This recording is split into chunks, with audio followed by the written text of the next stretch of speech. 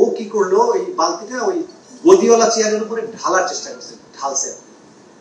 আমি পাশে দাঁড়ানো, ঢালা মাত্রই দেখছি যে লাল টেপ মোড়ানো বড় বড় 5টা বোমা বেরিয়ে আসছে, সাথে তার লাগানো টাইমার। আচ্ছা, বোমার ব্যাপারটা সেদিন আংশিক ভাবে বলেছিলাম, আজকে একটু ক্লিয়ার করি। 25শে জানুয়ারি আমরা যখন একটা গোপন বন্দিশালা, যেটা বৃহত্তম গোপন কারাগার, সেইটা উত্তরাতে অবস্থিত, এতটুকু বলতে পারি।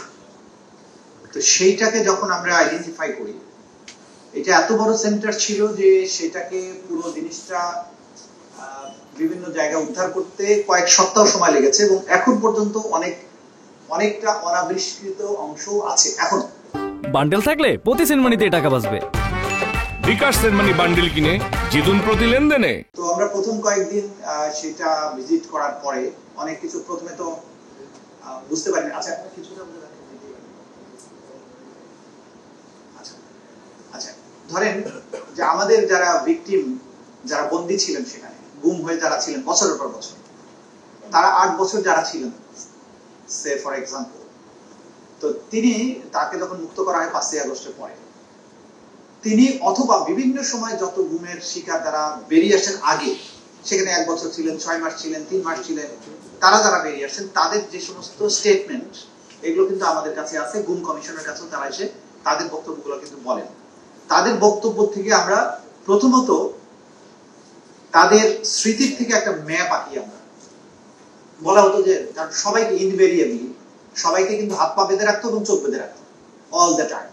কোনো কোনো ক্ষেত্রে বাথরুমে গেলে খুলে দিত, কাউকে কাউকে রুমের মধ্যে একটু খুলে দিত, কাউকে কিছুদিনের জন্য খোলা রাখতো, আবার বন্দি রাখতো।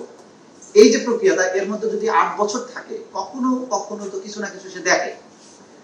তাকে খাবার দেয়া হয়েছে, চিকিৎসা দেয়া হয়েছে। এই যে 8 বছরে প্রতিদিন যে সমস্ত ঘটনা ঘটেছে, সেগুলো যখন স্মৃতির থেকে উনি বলতে থাকে, তখন কিন্তু আমি শুধু না, আপনারা যে কেউ কল্পনায় একটা পিকচার কিন্তু আঁকতে পারে। তো সেরকম ভাবে আমরা পিকচার এঁকেছি। সেই অনুযায়ী যখন আমরা এটা আবিষ্কার করলাম, তখন এই সেন্টারের সাথে যার যার পিকচার মিলে যায়, তখন সেই ভিকটিমকে নিয়ে আমরা আবার সেখানে নিয়ে যেতে হবে, দেখেন তো এটা কিনা। তখন তার আইডেন্টিফাই করে, yes, this is the show. তো তেমনি একজন যিনি 8 বছর বন্দী ছিলেন সেখানে, তারই ছিল যে তাকে চোখ বেঁধে প্রথমে দোতলায় উঠানো হয়, দোতলায় উঠিয়ে তাকে ডান দিকে নেওয়া হয়, ডান দিকে নেওয়ার পরে আবার ডান দিকে একটা রুমে নেওয়া হয়, সেই রুমের মধ্যে 5 ধাপ সিঁড়ি দিয়ে ওনাকে নিচে নামানো হয়। তারপরে নামার পরে ওনাকে বাম দিকের একটা সেলের মধ্যে রাখা হতো। তা আপনি খেয়াল করেন, প্রথমে দোতলায় উঠে ডান দিক, এবং দোতলা উঠার সময় একটা দরজা আছে, সেখানে নক করতে হয়, ভিতর থেকে আইডেন্টিফাই করে, একটা জানালা দিয়ে জিজ্ঞাসা করে, দেখে, তারপরে সেটা খুলে, তারপরে ভিতরে ঢুকে ডান দিকে যায়, ডান দিকে দিয়ে আবার ডান দিকে 5 ধাপ নামে। আপনি জাস্ট ম্যাপ আঁকতে থাকেন। তো রুমের ভেতরে 5টা সিঁড়ি, সেই সিঁড়িতে নামার পরে বাম দিকে একটা রুমে নেওয়া হয়। তা আমরা ওই সেলটা আবিষ্কারের পরে 5টা সিঁড়ি দিয়ে নিচে নামা পর্যন্ত বের করলাম, বাম দিকে রুম আর খুঁজে পাই না। ওকে, এখন বাম দিকে রুম নাই, 2 দিন আমরা রুম খুঁজে পাচ্ছি না। তো প্রথম এটা আমার ব্যক্তিগতভাবে আমি এই কাজটা করেছিলাম। আমি তখন ওখানে যারা দায়িত্বরত যারা ছিল, তাদেরকে বললাম, এই রুমের ওই পাশে কি? বলে, স্যার কিছু নাই, এটা দেয়াল। তার বলে যে তার আগের রুমটার বাম পাশে দেখা যাচ্ছে আর একটা রুম আছে। বলে, স্যার এটা এরকম বাঁকা রুম, এই রুমের পাশে আর কিছু নাই। আচ্ছা, ওকে। তখন আমি বললাম যে রুমটাতে আমরা 5 সিঁড়ি দিয়ে নামলাম, এই রুমটার আয়তনটা মাপ, হোয়াইট কতটা আছে? 15 ফিট। আমি আমার ইনভেস্টিগেটরদেরকে বললাম, আপনি নিচে যান, নিচে গিয়ে বাইরের ওয়ালটা মাপেন। বাইরের ওয়ালটা এদিক থেকে এদিকে 27 ফিট। তো উপরে আমি পাচ্ছি 15 ফিট, তাহলে বাকি 12 ফিট কোথায় গেল? তখন আমি বুঝলাম এর মধ্যেই ঘটনা আছে। তখন এই ওয়ালটা আমরা, যে ওয়ালে গিয়ে আমি থেমে যাচ্ছি, যে ওয়ালের পরে আমার রুম থাকার কথা, সেটা তো নাই, এই ওয়ালটা আমরা স্ক্যান করতে শুরু করলাম। স্ক্যান করে বোঝা গেল যে এখানে 2টা দরজা ছিল, একটা জানালার মতো একটা গ্রিল ছিল, সেগুলোকে ওয়াল তুলে আটকা দিয়ে রং করা হয়েছে। রং করলেও আপনি ডিফারেন্সটা কিন্তু বুঝতে পারবেন। দেন আমরা আইডেন্টিফাই করলাম যে এইটার ভিতরে রুম আছে। তো তার আগে যেহেতু বোমা উদ্ঘাটন হয়েছে, সেজন্য আমরা রুমটা ভাঙার ঝুঁকি না নিয়ে ড্রিল মেশিন দিয়ে রুমটা ছিদ্র করলাম, যে ভেতরে কি আছে। ছিদ্র করার পরে দেখা গেল যে ভেতরে 2টা বড় বড় রুম আছে। সেই রুমগুলোর লোহার রড টড যা কিছু ছিল, এগুলোকে ভাঙা হয়েছে, এগুলো খুলে প্লাস্টার ইট সব রুমের মাঝখানে জমা করে রাখা হয়েছে। তো দেখলাম, দেখে বোঝার চেষ্টা করলাম বোমা নাই। তারপরে আমরা মেশিন টেশিন নিয়ে গিয়ে, ওইখানে কিন্তু আবার বিদ্যুৎ সংযোগ কেটে দেওয়া আছে, জেনারেটর নিয়ে আমাদেরকে কাজ করতে হয়েছে 2 সপ্তাহ। সেটা কেটে আমরা দরজাটা বের করলাম, দরজা বের করে ভিতরে ঢুকলাম। ঢুকে বন্দির বর্ণনা অনুযায়ী ওই রুমের সাথে একটা বাথরুম ছিল, সেই বাথরুম আর খুঁজে পাই না। আবার দেয়াল স্ক্যান করলাম, দেখলাম যে এক কোনায় বাথরুম ছিল, সেটা দরজাটা ওয়াল তুলে বন্ধ করা হয়েছে। সেই ওয়ালটা আবার ভাঙলাম, ভিতরে যে বাথরুম পেলাম। বন্দির বর্ণনা ছিল যে আমি যে রুমে থাকতাম সেই রুমের টাইলসের কালার এবং বাথরুমের টাইলসের কালার দুই রকমের, একটা একটু কালো আর একটা সবুজ আভা। বন্দি তখন দেশের বাইরে, আমরা টাইলসের ছবি আর বাথরুমের ছবি যতটুকু সরাই বের করতে পারলাম, সেটা ছবি তুলে তাকে পাঠানো হলো। উইদিন 30 সেকেন্ডস উনি বলেন ইয়েস, এটাই সেই বাথরুম যেটা 8 বছর আমি প্রতিদিন দেখেছি। আর বাইরে যে 5টা সিঁড়ি দিয়ে যে রুমে নামার, তো ওইটাও টাইলস করা রুম ছিল, কিন্তু আমরা কোনো টাইলস পাচ্ছি না। দেখেছি টাইলস, কিন্তু এক কোনায় টাইলস ভেঙে একটা অংশ টাইলস রয়ে গেছে। ওই টাইলসটা থেকে বুঝলাম যে এটা কোন কালারের টাইলস ছিল, সেটাও পেয়ে গেছে।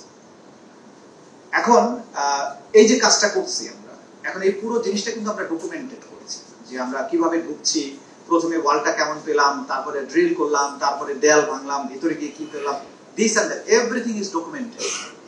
এই কাজগুলো যখন করতে যাই, ওই সেলটার ভেতরে 3টা 4টা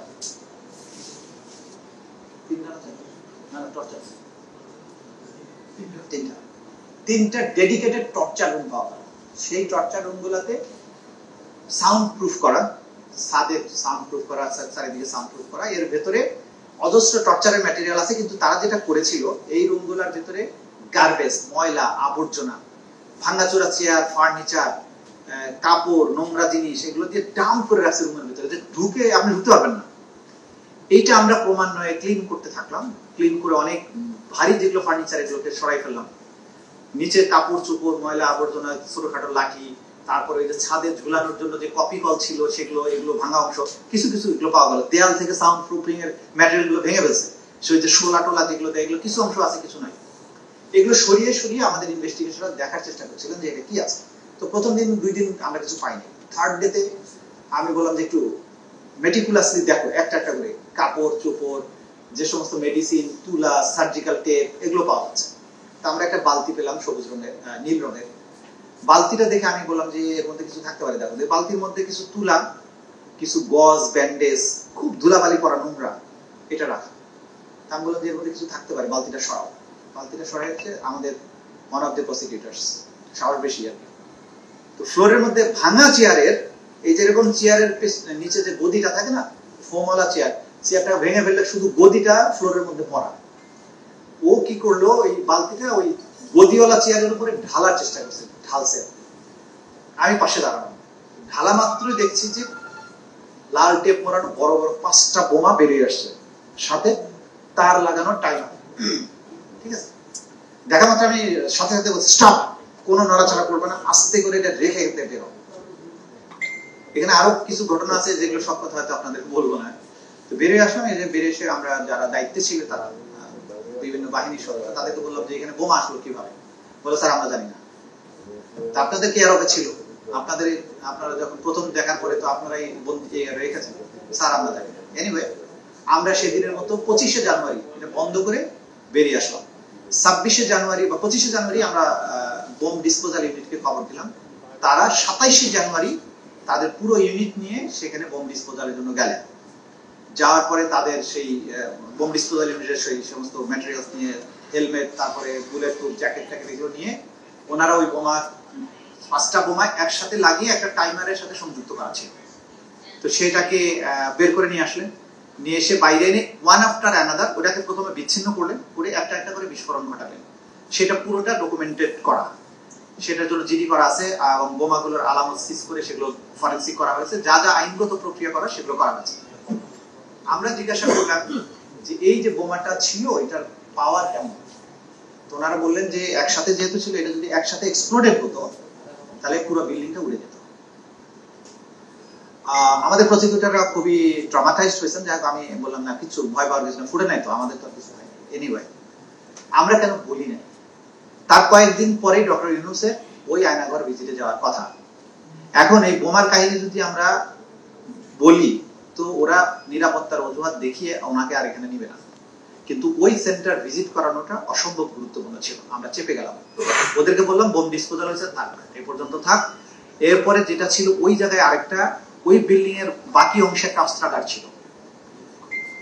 অস্ত্রাগার আমরা তখন সংশ্লিষ্ট বাহিনী এবং বিশেষ করে পুলিশের আইজিপি কে এবং হোম মিনিস্টারকে, আমরা হোম অ্যাডভাইজারকে বললাম যে ওইখানে অস্ত্রাগার রাখাটা ভয়ঙ্কর রকমের ঝুঁকিপূর্ণ। একটা বোমা পেয়েছে, আরো যদি বোমা থাকে তাহলে একটা যদি বিস্ফোরিত হয়, অস্ত্রাগার সহ যখন উড়ে যাবে তখন ওই এলাকারই কোনো চিহ্ন থাকবে না।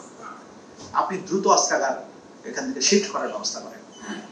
তো পরবর্তী 2 দিনের মধ্যে ওনারা অস্ত্রাগারটা শিফট করেন। এরপরে পুরো এলাকা মাইন সুইপার বলে, সুইপার দিয়ে সুইপ করা হয় মেশিন দিয়ে।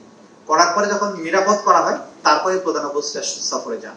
আচ্ছা, প্রধান উপদেষ্টা সফরে যাওয়ার আগে বোমটা সরানোর পরে মাঝখানে আমরা বাকি বিশাল কমপ্লেক্স বিভিন্ন অংশে যেখানে গোপন বন্দিশালা ছিল, আপনারা জানেন যে আমরা ওয়াল ভেঙে ভেঙে ভেতরে ঢুকে 3 ফিট বাই 3 ফিট 7টা সেল পেলাম, নিচে 10টা সেল পেলাম যেগুলো বন্দি করে রাখা আছে, উপর তলায় এরকম 27 বা 29টা সেল সেখানে ছিল বিভিন্ন মাফিয়ার।